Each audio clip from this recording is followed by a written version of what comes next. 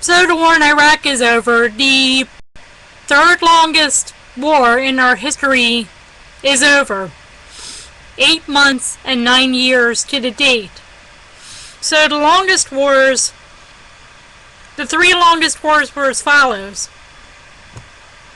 I'm trying to make sure my math's correct, but let's not even count wars like the 7 Years' War. Let's just go with wars from the Revolution to the present.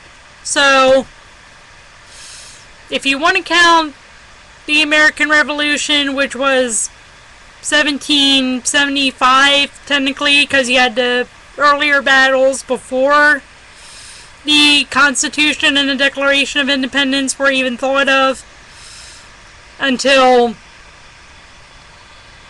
let's see, so 1775 to 1783, that's roughly 8 years, so that's one of the longest. But then if you want to rank the longest to the shortest, let's see, Vietnam was 1954 to 1974, so that was 20 years.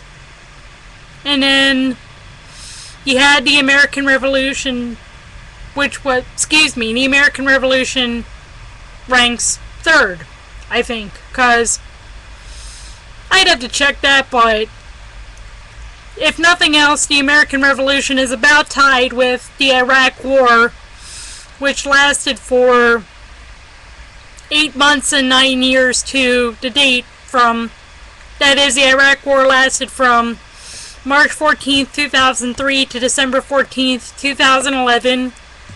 And then, Afghanistan is probably going to rank as the second longest war. So what we have so far is Vietnam, Afghanistan, and Iraq. Or, if you want to go further and say, well, the Iraq War basically began in 1991 or whenever the Gulf War began, and this was just an extension of the Gulf War, or the Gulf War resumed, whatever you want to call it. So,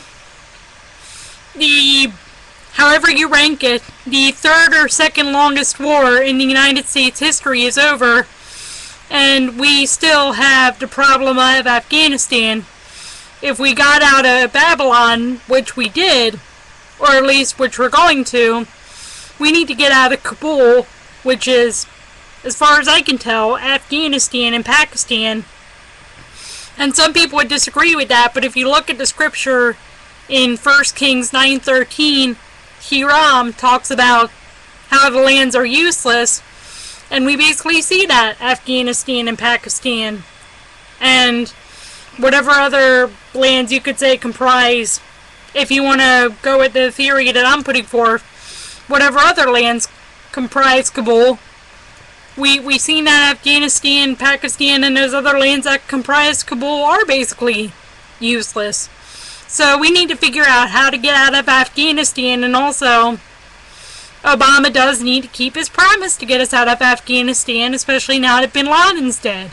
And so people could say, well, Iraq is fine and good and all, and while Iraq may be fine and good and all, we have the problem of, as I said, still being in Afghanistan. So Obama, especially now that Bin Laden's dead, needs to get us out of useless Kabul.